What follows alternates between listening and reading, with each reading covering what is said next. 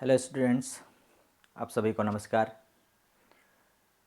आज 11th business study में हम पढ़ने वाले हैं कोऑपरेटिव सोसाइटीज़, जो कि व्यावसायिक संगठन का एक स्वरूप है। अभी तक हमने हमारे जो सेकंड यूनिट है व्यावसायिक संगठन के स्वरूप, उसके अंतर्गत उसके विभिन्न स्वरूपों के बारे में हमने पढ़ा है। पहला स्वरूप हमने देखा एकल स्वामित्व, दूसरा हमने हिंदू अविभाजित परिवार व्यवसाय, तीसरा स्वरूप हमने पढ़ा साझेदारी व्यवसाय। अब चौथा स्वरूप हमारे सामने आ रहा है सहकारी समितियाँ, जिसको हम बोलते हैं कोऑपरेटिव सोसाइटीज़। ये सभी व्यापार करने के तरीके हैं। जब हम बड़े हो जाएंगे, हम सेल्फ कोई सा बिजनेस करने लगेंगे, तो हमारे सामने ये ऑप्शन आ जाएंगे कि हम किस प्रकार का बिजनेस करना चाहते हैं।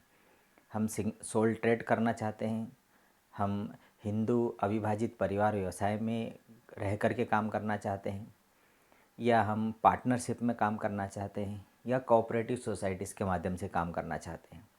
तो ये सभी बिजनेस करने के अलग अलग तरीके हैं जिनके माध्यम से व्यापार किया जाता है। आज हम कोऑपरेटिव सोसाइटीज़ के बारे में देखने वाले हैं, जिनको बोला जाता है सहकारी समितियाँ। सहकार मतलब कोऑपरेटिव, कोऑपरेटिव या सहकार के अंदर लोगों के द्वारा मिल करके काम करना आता है। सहकार का मतलब ही होता है एक दूसरे की मदद करना, सहयोग करना। और समिति का मतलब होता है सोसाइटीज़। समाज के अंदर जब कुछ लोग मिल करके किसी काम को करने के लिए स्वेच्छा से सहमत होते हैं, वो कहलाती है सहकारी समितियाँ। तो सहकारी समिति का जो उदय है वह अन्य व्यावसायिक प्रारूपों की कमियों को दूर करने के लिए हुआ है। हर एक व्यावसायिक संगठन के हर एक स्वरूप में कुछ न कुछ हमें कमियां दिखाई देगी, और उस कमी को दूर करने के लिए एक नए स्वरूप का जन्म होता है, एक नए प्रारूप का जन्म होता है। जैसे हमने पुराने प्रारूपों में देखा कि एकल स्वामित्व की प्रबंध कुशलता, उसकी पूंजी की कमी को दूर करने के लिए साझेदारी का जन्म होता है। साझेदारी के बाद में आगे साझेदारी में जो कमियां रह जाती है, उसको दूर करने के लिए फिर कंपनी का निर्माण होता है। इसी प्रकार से हर एक स्वरूप की कुछ कमियों को दूर करने के लिए सहकारी समिति स्वरूप का निर्माण हुआ है। सहकारी संगठन का उद्देश्य अधिकाधिक लाभ कमाना न होकर सदस्यों की सेवा भावना है। उसका नाम ये सहकार, सहकार मतलब कोऑपरेटिव करके काम करना होता है। तो इन समितियों का उद्देश्य लाभ कमाना नहीं होता है। इन समितियों का एक ही उद्देश्य होता है, सेवा भावना।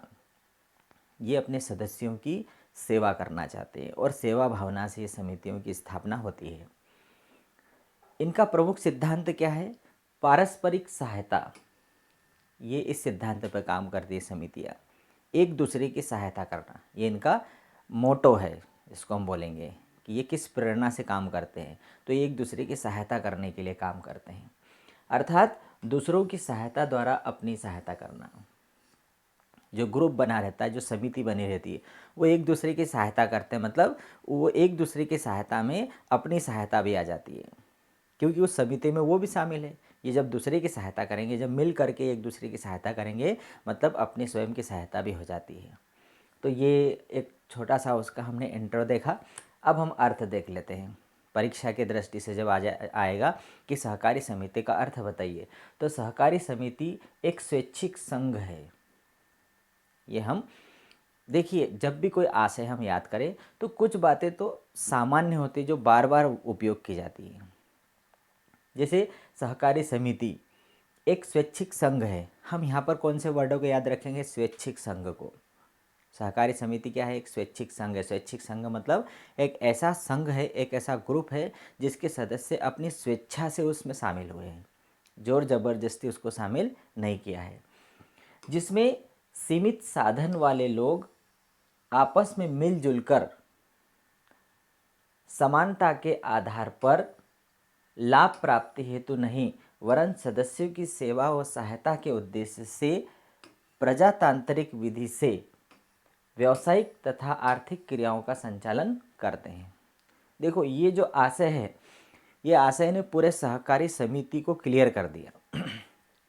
इस आशय को मैं यहाँ समझा दूंगा तो ये पूरे सहकारी समिति जो प्रारूप है पूरा का पूरा, जो ये पैराग्राफ है, मतलब ये जो सहकारी समिति वाला जो प्रारूप है आपको यही समझ में आ जाएगा, उसके आगे पढ़ने की ज़रूरत ही नहीं है। देखो, सहकारी समिति एक स्वैच्छिक संघ है। इसका मतलब क्या हुआ कि इसमें जितने भी सदस्य बनते हैं और वो अपनी स्वेच्छा से बनते हैं, स्वतंत्रता पूर्वक बनते हैं, उन्हें किसी दबाव के साथ नहीं बनाया जाता है। दूसरी बात, जिसमें सीमित साधन वाले लोग, भाई ये जो समितियाँ में कौन लोग शामिल होते हैं, जिनके साधन सीमित होते हैं, जिनके पास पैसा कम होता है, जिनके पास पूंजी कम होती है, वह लोग, तो सीमित साधन वाले लोग आपस में मिलते हैं और समानता के आधार पर काम करते हैं। मतलब उसमें प्रत्येक सदस्य का जो वोट है वो समान रहता है। ऐसा नहीं कि किसी ने ज़्यादा पूंजी लगाई है तो उसका वोट ज़्यादा होगा, उसका प्रभाव ज़्यादा होगा, जिस प्रकार से पार्टनरशिप में होता है कि किसी ने ज़्यादा पूंजी लगाई है तो उसको ज़्यादा लाभ दिया जाएगा। नहीं, सहकारी समिति में यदि किसी ने ज़्यादा अंशदान दिया भी है तो उसका ज़्यादा प्रभाव नहीं होगा। एक व्यक्ति एक वोट, इस सिद्धांत पर आधारित है सहकारी समितियाँ। एक व्यक्ति एक वोट, तो समानता के आधार पर ये काम करते हैं, मिलजुल कर समानता के आधार पर, और लाभ प्राप्ति हेतु नहीं। इनका उद्देश्य लाभ प्राप्ति नहीं होता है, बल्कि क्या होता है, सदस्यों की सेवा और सहायता करना इनका उद्देश्य होता है। फिर ये इसका संचालन किस प्रकार से करते हैं, प्रजातांत्रिक विधि से करते हैं। प्रजातांत्रिक विधि मतलब हमारे देश की जो सरकार है, हमारे देश में जो शासन व्यवस्था है वो कैसी है, लोकतांत्रिक व्यवस्था है, प्रजातांत्रिक व्यवस्था है, जनता के द्वारा उनका चुनाव किया जाता है। इसी प्रकार से ये सहकारी समितियों का संचालन प्रजातांत्रिक विधि से किया जाता है। मतलब जो समिति होती है उस समिति में से कुछ लोगों को चुना जाता है काम करने के लिए, मतलब प्रजातंत्र है। प्रजातंत्र एक ऐसी व्यवस्था है दुनिया में जो सर्वश्रेष्ठ है शासन करने की तरीका। नहीं तो जो हम बोलते हैं जिसमें हम बोलते हैं पहले राजशाही चलती थी कि राजा राजा का लड़का राजा, राजा का लड़का राजा, उसमें पब्लिक की कोई इच्छाओं की पूर्ति नहीं होती थी। तो प्रजातांत्रिक विधि से व्यावसायिक तथा आर्थिक क्रियाओं का संचालन करते हैं, ये कहलाता है सहकारी समिति। मतलब इसमें सारी बातें आगे आगे जितने भी देखेंगे ये सब इसके इर्द गिर्द, इसी में से सब बातें हम उठाकर आगे ले जाने वाले हैं। ठीक है, तो ये आशय याद कर लिया तो हम सहकारी समिति को समझ जाएंगे। चलिए, अब इसके थोड़े से फाउंडेशन के बारे में देख लेते हैं कि स्थापना के किस प्रकार से होती है, किस आधार पर होती है, इसके लिए क्या कोई कानून बना हुआ है, कितनी इसमें कौन कौन सी शर्तें होती वो देख लेते हैं। सहकारी समिति के गठन हेतु कम से कम 10 सदस्यों की आवश्यकता होती है। मान लो हमें कोऑपरेटिव सोसाइटीज़ बनाना है तो कम से कम 10 सदस्य हमें होना। सहकारी समिति का भारतीय सहकारी समिति अधिनियम 1912 के अंतर्गत पंजीकरण अनिवार्य है और इन सोसाइटीज़ का हमें रजिस्ट्रेशन कराना पड़ता है। और कौन से कानून के तहत रजिस्ट्रेशन होता है, सहकारी समिति अधिनियम 1912 एक अधिनियम बना है, कानून बना, उसके अंतर्गत इसका पंजीयन कराना पड़ता है।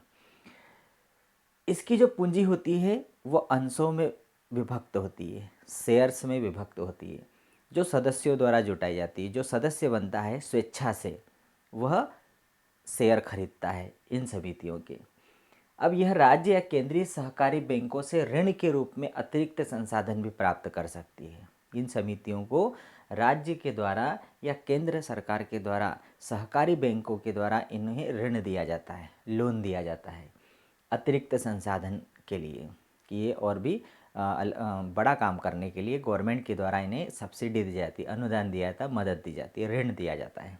ठीक है, तो ये हमने इसके कुछ फाउंडेशन के बारे में देखा कि कम से कम 10 सदस्य होना, सहकारी समिति अधिनियम 1912 के अंतर्गत रजिस्ट्रेशन होना, इसकी पूंजी अंशों में विभक्त होती है जो सदस्यों के द्वारा लाई जाती है, और इन्हें अतिरिक्त मदद के लिए राज्य सरकार, केंद्र सरकार की जो सहकारी बैंकें हैं वो इन्हें ऋण देती हैं। तो ये 4-5 चीज़ें इसकी फाउंडेशन के बारे में, मतलब स्थापना से रिलेटेड हो गई।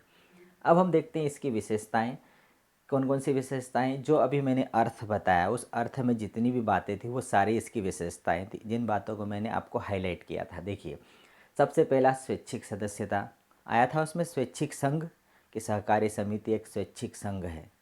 स्वैच्छिक सदस्यता, इसमें प्रत्येक सदस्य अपनी मर्जी से आया है। दूसरी बात, समान अधिकार, एक व्यक्ति एक मत, इस सिद्धांत पे काम करते हैं। चाहे वो कितना भी शेयर खरीद रहा हो लेकिन एक व्यक्ति एक ही वोट देने का अधिकारी होगा। पृथक वैधानिक अस्तित्व, सहकारी समितियों का रजिस्ट्रेशन 1912 सहकारी समिति अधिनियम 1912 के अंतर्गत होता है। इसका मतलब कि उसके सदस्यों से इसका अस्तित्व अलग होता है। सदस्य आते जाते रहते हैं, लेकिन ये समिति हमेशा बनी रहती है। इसका अपना एक अलग पहचान होती है, अलग अस्तित्व होता है। फिर है प्रबंध। इसमें प्रबंध संचालन प्रजातांत्रिक आधार पर होता है, चुनाव के द्वारा होता है। सेवा भावना, इनका उद्देश्य लाभ कमाना नहीं होता है, सदस्यों की सेवा करना होता है। और अधिशेष का बंटवारा, ये समितियां जब काम करती है तो इनका उद्देश्य लाभ कमाना नहीं होता है, लेकिन वर्ष के अंत में जो अधिक पैसा जो बच जाता है उस पैसे को ये अपने सदस्यों के बीच में बराबर बराबर आधार पर बांट देते हैं। जो हमने बोला समानता के आधार पर काम करते हैं, तो सभी सदस्यों में समान आधार पर बांट दिया जाता है। तो ये इसकी बहुत ही अच्छी विशेषताएं थी। चलिए आगे देखते हैं सहकारी समिति की जो कुछ गुण या उसकी क्वालिटीज़ क्या है, अच्छाइयाँ क्या है। सबसे पहला है गठन में सरलता, इसको हम आसानी से इसकी स्थापना कर सकते हैं। दूसरा लोकतंत्र, खुली सदस्यता, इसमें ओपन सदस्यता है, कोई भी व्यक्ति इसका सदस्य बन सकता है, ऐसा कोई क्राइटेरिया नहीं है। लोकतांत्रिक प्रबंध, इसमें मैनेजमेंट प्रजातांत्रिक आधार पर होता है, चुनाव होता है, चुनाव के द्वारा लोगों को समितियों में चुना जाता है। सीमित दायित्व, इसमें प्रत्येक सदस्य का दायित्व है उसके द्वारा खरीदी गई, उसके द्वारा लगाई गई पूंजी तक सीमित होता है, असीमित नहीं होता। असीमित और सीमित देखिए हर बार आता है। साझेदारी में साझेदारों का दायित्व तो असीमित होता है। असीमित का मतलब ये होता है कि उन्होंने यदि कोई उनका दायित्व है, उन्होंने कहीं लोन लिया हुआ है फर्म के लिए, और यदि वो फर्म की संपत्तियों से नहीं चुका सकते तो उन्हें अपनी पर्सनल संपत्ति बेच करके भी चुकाना पड़ेगा। यह असीमित दायित्व होता है। और सीमित दायित्व का मतलब कि फर्म के अंदर, समिति के अंदर उनकी जितनी पूंजी लगाई गई है उसी अनुपात में इनका दायित्व बनेगा, उनकी पर्सनल संपत्ति पर उसका कोई प्रभाव नहीं पड़ेगा। तो यहाँ पर दायित्व, सदस्यों का दायित्व सीमित होता है। स्थायित्व, सहकारी समिति अधिनियम 1912 के अंतर्गत इसका रजिस्ट्रेशन होता है, सदस्यों से इसका अस्तित्व पृथक होता है, सदस्य के आने जाने से इस पर कोई प्रभाव नहीं पड़ता, इसलिए इसमें स्थायित्व का गुण होता है, ये हमेशा बनी रहती है। मितव्ययी संचालन, बहुत ही कम खर्चे में इसका संचालन किया जा सकता है। क्यों? क्योंकि स्थानीय लोग ही इसमें शामिल होते हैं, जिनके सीमित संसाधन होते हैं, सीमित पूंजी होती है। ऐसे लोग मिल करके इन समितियों का गठन करते हैं, इसलिए ये मितव्ययी तरीके से उसका संचालन करते हैं। सरकारी संरक्षण, इन समितियों को सरकार के द्वारा फुल सपोर्ट किया जाता है, इन्हें सब्सिडी दी जाती है, अनुदान दिए जाते हैं, मदद दी जाती है, लोन दिए जाते हैं, कम से कम ब्याज दर पर लोन दिए जाते हैं। और सामाजिक लाभ, भाई इनको इन समितियों से समाज को भरपूर लाभ मिलता है। जो ज़मीनी स्तर पर जो कमज़ोर वर्ग है, जो कम पूंजी वाले वर्ग है, उन्हें इनसे बहुत अधिक लाभ होता है, समाज को बहुत प्रॉफिट होता है इससे। चलिए, तो ये थे इसके कुछ गुण, क्वालिटीज़ जिसको हमने देखी। अब कुछ दोष हैं, वे दोष देखने जाएंगे तो हम हर एक चीज़ में दोष निकाल सकते हैं। चलिए, दोष में यदि हम सबसे पहला दोष देखें तो सबसे पहला इसका जो दोष क्या है, लिमिटेशन, सीमित साधन। इन समितियों के जितने भी सदस्य होते हैं वो स्थानीय सदस्य होते हैं, सीमित साधन वाले लोग होते हैं, कम पूंजी वाले लोग होते हैं। तो इसका सीधा सा असर कहाँ दिखाई देगा कि इनके पास संसाधन भी सीमित ही मिलेंगे। प्रबंध में अकुशलता, भाई स्थानीय लेवल के लोग होंगे तो वो कुशल नहीं होंगे, उनके पास जितनी योग्यता होगी उतना ही उपयोग करेंगे, वो कोई ऐसे प्रोफेशनल लोग नहीं होते हैं समिति के सदस्य। तो इसका सीधा सा मतलब ये होता है वो सेवा भावना के लिए इकट्ठे हुए होते हैं, तो इसलिए उनके पास प्रबंध की कुशलता नहीं होती। प्रेरणा का अभाव, भाई लाभ के लिए व्यक्ति काम करता है तो उसको प्रेरणा मिलती है। अब यहाँ पर सेवा भावना के लिए मिलकर काम करते हैं तो ये कुछ दिनों तक उनका जोश रहता है, बाद में ठंडा हो जाता है, मतलब प्रेरणा का अभाव रहता है। गोपनीयता का अभाव, भाई ये तो स्वतंत्र है, ये स्वैच्छिक संगठन है, इसलिए इसमें किसी प्रकार की गोपनीयता नहीं रहती, कोई बात नहीं छिपाई जाती। सदस्यों में मतभेद, भाई ये तो सेवा भावना के आधार पर काम करते हैं, कोई व्यक्ति काम करता है और कोई व्यक्ति काम नहीं करता तो फिर उनमें मतभेद होने लग जाते हैं कि अरे वो तो काम ही नहीं करता है, कुछ ही लोग काम करते रहते हैं। तो जो जोश से काम करने वाला है वो भी बैठ जाता है, तो ये उनमें मतभेद की संभावना बनी रहती है। सरकारी नियंत्रण, सरकार का इस पर नियंत्रण बहुत ज़्यादा रहता है। क्यों? क्योंकि सरकार मदद करती है, इसलिए सरकार का भी कंट्रोल ज़्यादा रहता है। वो अपनी मन मर्जी से स्वतंत्रतापूर्वक कुछ नहीं कर सकते। तो ये कुछ लिमिटेशन थी। अब हम देखते हैं सबसे इम्पॉर्टेंट पॉइंट्स कौन सा है, इनके प्रकार, कितने प्रकार की समितियों की स्थापना की जा सकती है। आज यदि हम देखें तो सहकारी समिति जो व्यावसायिक संगठन का स्वरूप है, उसमें कितने प्रकार की समितियां बनाई जा सकती है। सबसे पहला है उपभोक्ता सहकारी समितियां। देखिए, सहकारी समिति सब जगह आएगा नाम, है ना। आप लोगों को केवल एक ही वर्ड पकड़ना है, उसके प्रकारों में हर जगह सहकारी समिति वर्ड आएगा। तो अब हम प्रकार पढ़ रहे हैं सहकारी समिति को, तो आपको एक शब्द पकड़ना है। कौन सा शब्द यहाँ पकड़ेंगे हम? उपभोक्ता। ये सहकारी समिति किसके लिए बनी है? उपभोक्ता के लिए। उपभोक्ता को क्या चाहिए? उच्च क्वालिटी का माल चाहिए और सस्ते दर पर, सस्ते मूल्य पर चाहिए।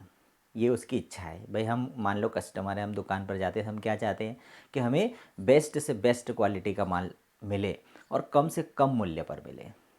और इसके लिए ये सहकारी समितियाँ बनती है। ये लोकल लेवल के जो उपभोक्ता हैं उनकी मदद करने के लिए ये सब समितियाँ बनाते हैं और उपभोक्ताओं को डायरेक्ट उत्पादक से माल अवेलेबल कराते हैं।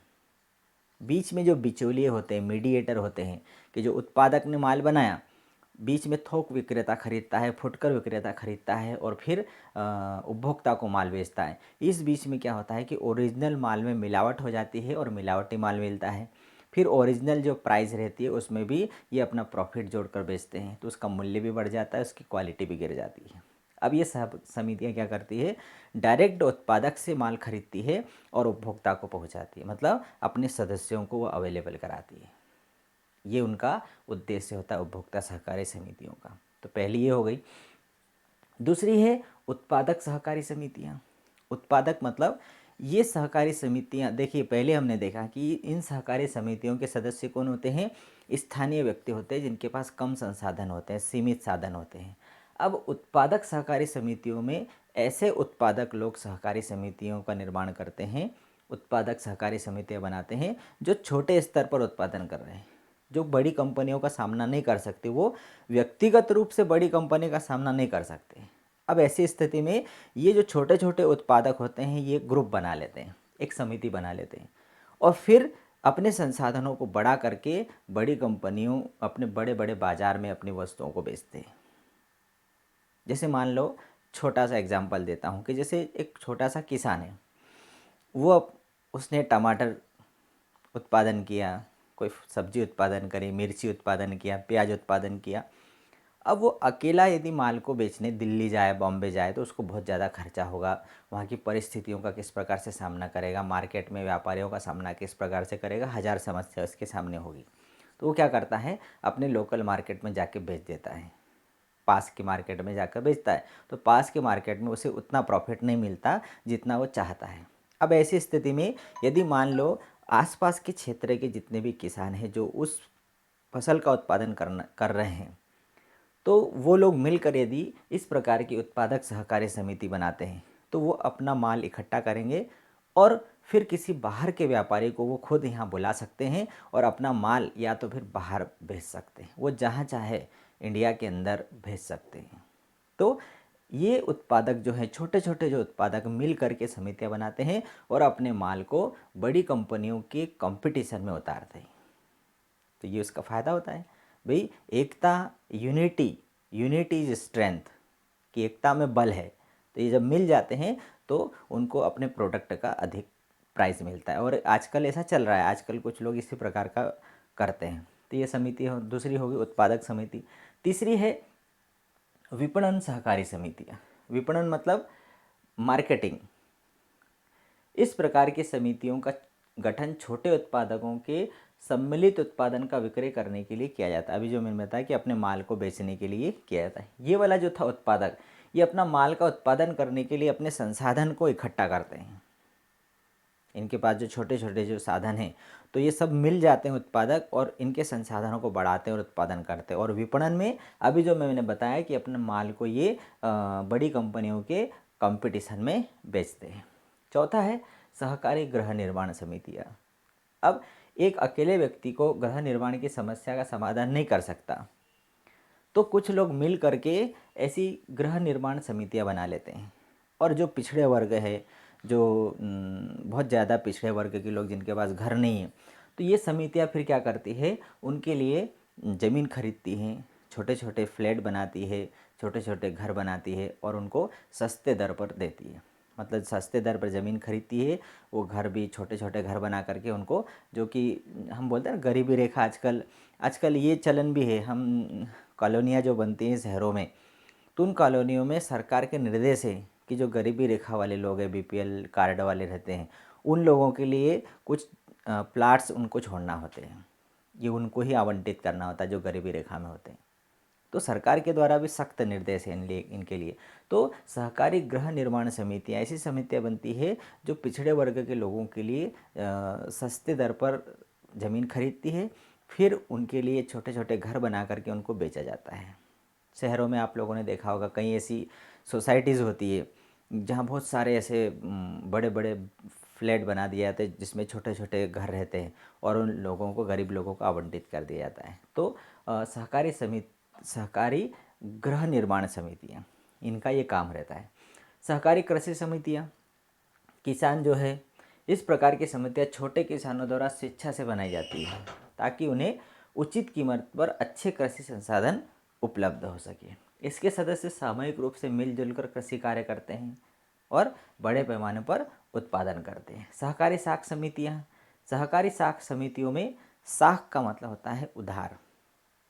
सहकारी साख समितियों का गठन अपने सदस्यों को कम ब्याज की दर पर उचित शर्तों पर ऋण उपलब्ध कराना होता है। समिति जो बनती है इसमें वो पैसा पूंजी इकट्ठे करते हैं और अपने सदस्यों को जो पैसे की जब आवश्यकता होती है तो मार्केट में यदि वो पैसा उधार मांगने जाएगा तो उसे अधिक ब्याज दर पर मिलेगा। तो ये समिति अपने सदस्यों को कम ब्याज दर पर पैसा उपलब्ध कराती है और उचित शर्तों पर ऋण उपलब्ध कराती है। इन समितियों का उद्देश्य सदस्यों को उन महाजनों से मुक्ति दिलाना है जो अत्यधिक ऊंची ब्याज वसूल कर उनका शोषण करते हैं। भैया अर्जेंट जब उसको ज़रूरत होगी तो वो किसके पास जाएगा, साहूकार के पास जाएगा, महाजन के पास जाएगा और वो उससे अधिक रेट लेगा, ब्याज दर, और उसका शोषण होता है। ऐसी कंडीशन में यदि सहकारी साख समिति यदि बनी रहती है तो वो अपने सदस्य अपनी समिति से ही लोन लेगा और उसे कम ब्याज दर पर और उचित शर्त पर मिलेगा। तो ये इन समितियों का उद्देश्य ये होता है।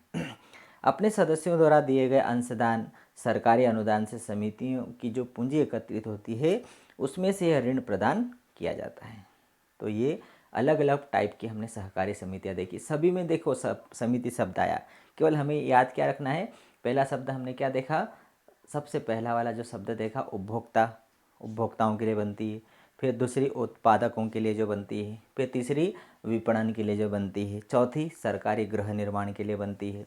पांचवी कृषकों के लिए बनती है और छठवीं साख के लिए बनती है, उधार के लिए बनती है। तो इस प्रकार से 6 प्रकार की हमने सहकारी समितियां देखी। आप लोगों को केवल ये जो वर्ड है, साख है, कृषि है, ग्रह है ना, ये शब्दों को ध्यान रखना। विपणन है, उत्पादन है, उपभोक्ता है, ये चीज़ों को ध्यान रखना है और उसके साथ में सहकारी समिति जोड़ देना है।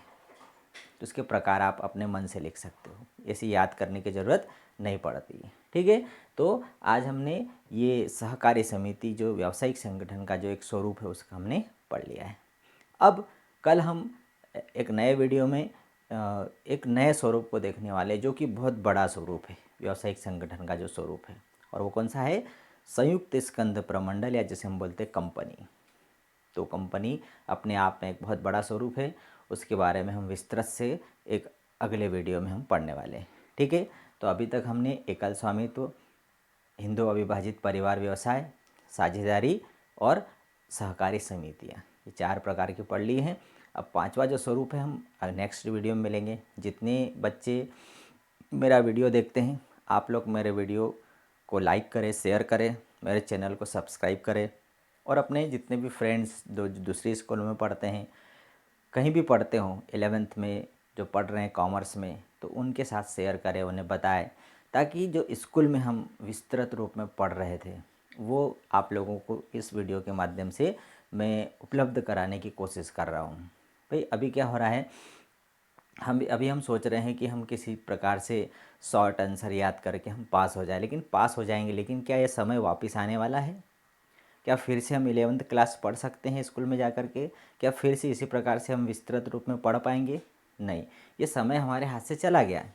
अब हम अगले 12th क्लास में पहुंच जाएंगे, तो ये चीज़ हमें वापस नहीं मिलने वाली है।